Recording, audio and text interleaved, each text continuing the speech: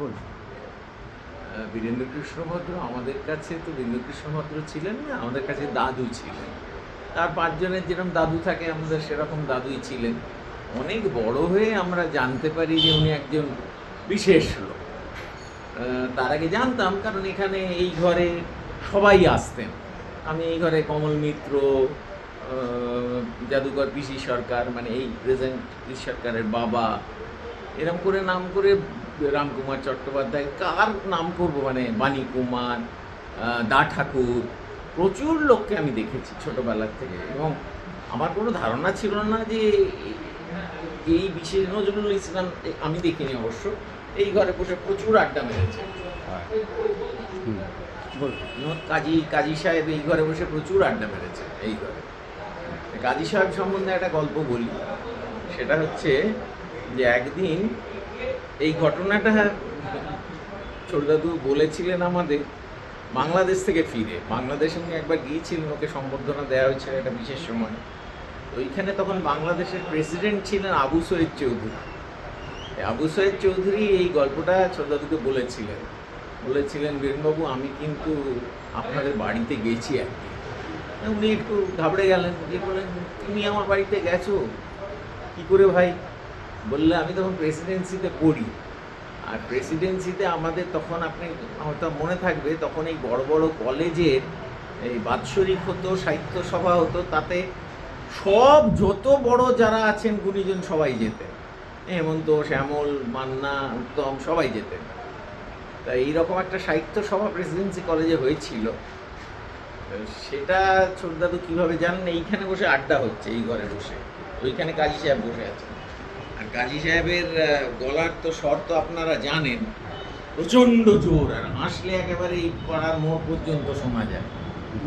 তো হো হো করে আড্ডা হচ্ছে, আর করতে করতে বোধ হয় ছোটদাদু, মানে বীরেন্দ্রকৃষ্ণ ভদ্রের একটা কোনো প্রয়োজন হয়েছিল, মানে তোমার বসো আমি আসছি ওপর থেকে। ওনার উপরে তেতলার ঘরে উনি যাচ্ছিলেন। যেতে গিয়ে এই যে সিঁড়ি, কাঠের সিঁড়ি আপনারা দেখতে পাচ্ছেন, এই কাঠের সিঁড়ির ওইখান দিয়ে যেতে গিয়ে উনি দেখতে পেলেন এই মেন দরজার বাইরে রাস্তায় অনেকগুলি ছেলে দাঁড়িয়ে আছে। উনি বললেন যে এত ছেলে কেন দাঁড়িয়ে আছে? তো নেবে এলেন, বাবা তোমরা কারা? আগে আমরা না প্রেসিডেন্সি কলেজ থেকে এসেছি। তো কী ব্যাপার? আসলে আমাদের সাহিত্য সভা শুরু হয়ে গেছে, ওটা চিফ গেস্ট যাওয়ার কথা কাজী সাহেবের, উনি বলেছিলেন যাবেন, আমাকে নিতে এসছি। তুমি ভিতরে আসেনি কেন? না আসলে আপনারা সবাই খুব গল্প করছেন, এই জানলা দিয়ে শোনা যাচ্ছে, দরজা দিয়ে শোনা যাচ্ছে, আমরা সাহস করে ঢুকতে পারি। তখন বীরেন্দ্রকৃষ্ণ ভদ্র নেবে এসে আবার কাজী সাহেবকে এক বকুনি, তোমার কি কোনো কাণ্ডজ্ঞান নেই? প্রেসিডেন্সির বাচ্চাগুলোকে বলে এসছো তুমি আজকে গিয়ে প্রধান হতে পারে। কাজী সাহেব এইটা ভুলে গেছি, তুমি যাও, এক্ষুনি যাও। কাজী সাহেবের তো কোনো জামা কাপড়ের কায়দার কোনো ব্যাপার ছিল না, না পুরো সেন্স, তখন পুরো সেন্স। তখন উনি একটা গেঞ্জি, মাথায় টুপি আর একটা লুঙ্গি পরেছিলেন, সেই পরেই চলে গেলেন ওদের ওখানে গিয়ে সাহিত্য সবাই বক্তৃতা দিয়ে চলে এলেন। এইরকম হাজার হাজার ঘটনা আছে, এই ঘরেই হয়েছে। দাদু আপনাকে কিরকম আদর করতেন? কোনো খাওয়া দাওয়া, মিষ্টি? না, খাওয়া দাওয়া মিষ্টি চকলেট দাদুর কাছ থেকে এক আধ দিন হয়তো একটা সন্দেশ এলেও আসতে পারে, সে কিন্তু আমার মনে নেই। সময় দিতেন আপনাদের? ভীষণ সময় দিতেন। কোলে বসিয়ে আমাদের কবিতা, আমাদের প্রত্যেকটা ভাই বোনের নামে ওনার ছড়া লেখা ছিল, সেই ছড়াগুলো মুখস্থ করাতেন, কবিতা মুখস্থ করাতেন, আবৃত্তি শেখাতেন। ইংরেজি চাইল্ডস ইজি গ্রামার বলে একটা বই তখন পাওয়া যেত, সেই চাইল্ডস ইজি গ্রামারে ইংরেজি শেখাতেন, বাংলা শেখাতেন, শুদ্ধভাবে উচ্চারণ শেখাতেন, আর গল্প বলতেন, হাজার হাজার গল্প বলতেন। এখানে একজন চলে গেছে, শোভন গোপাল দত্ত, হচ্ছে বীরেন্দ্রকৃষ্ণ ভদ্রের মেজ মেয়ের ছেলে। আমি আরও পিছু বড় হয়েছি, ও আজকে নেই। ও যে না থাকাটা আমার কাছে কত বড়। এই আমরা দুজন, এই নাতি নাতনিদের মধ্যে, নাতি নাতনি তো হাজার, প্রচুর মাস্তুত বিস্তুত করে অনেক, কিন্তু আমরাই দুজন ছোটদাদুর কাছ থেকে সবটাই পেয়েছি। খেলাধুলা উনি কতটা খেলাধুলোর সঙ্গে আমাদের কোনোদিন ভালোবাসতেন, উনি যেতেন, কিন্তু আমাদের নিয়ে খেলাধুলো করতে যাওয়াটা কোনোদিন হয়। ফুটবল মাঠে যেতেন? সেটা আমি বলতে পারবো না। না, আমার উনি সঙ্গে একবার কোনোদিন ধারাভাষ্য জানেন। দিয়েছিলেন, হ্যাঁ, একটা ধারাভাষ্য সেটা মনে আছে দিয়েছিলেন। আপনার, বলেছেন? হ্যাঁ, সেটা আমার মনে আছে, কিন্তু উনি তখন খেলাটা বিশেষ বুঝতেন না। সেই ধারাভাষ্যটা আমার মনে হয় খুব ভালো হয়তো হয়নি। দিয়েছেন উনি। হ্যাঁ, একবার আর দিয়েছেন। উত্তম কুমারের সঙ্গে একটা ঘটনা উত্তম কুমার সঙ্গে ঘটনা কিচ্ছু হয়নি। যেটা হয়েছিল, যখন 1976 সালে কেন্দ্রীয় সরকার থেকে ঠিক করেছিল যে পুরনো অনুষ্ঠান সব খোলনলচে বদলে নতুন রকম করে করা হবে, তখন এই মহিষাসুর মর্দিনীটা স্ক্র্যাপ করে দিয়ে একটা অন্য অনুষ্ঠান ওরা করেছিলেন, দুর্গা দুর্গতি হারিয়ে। তা সেইখানে ভাষ্য পাঠে উত্তম কুমারকে ওরা বলেছিল অথরিটিরা।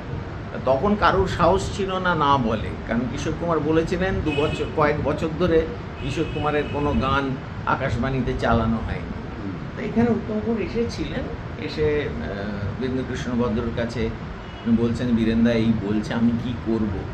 সৌদাদু কিন্তু ভীষণ ফরওয়ার্ড মাইন্ডেড ছিলেন। উনি বলছেন যে নিশ্চয়ই করবে, সব অনুষ্ঠান পুরনো জিনিস যা আছে সব ভেঙে নতুন করতে হবে, নইলে একজন পড়ে থাকবে, পরের প্রজন্ম কী করবে। তুমি নিশ্চয়ই করবে, তোমার ভয়ের কিচ্ছু নেই। তোমার যদি কোনো অসুবিধে হয় তুমি এসো আমার কাছে, আমি যথাসাধ্য তোমায় সাহায্য করব।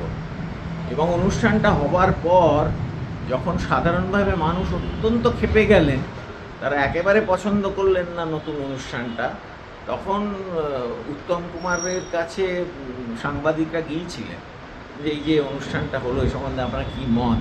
তিনি বললেন, তোমরা তো ঠাকুর ঘর থেকেটাকে ড্রয়িং রুমে ঢুকিয়ে দিয়েছো।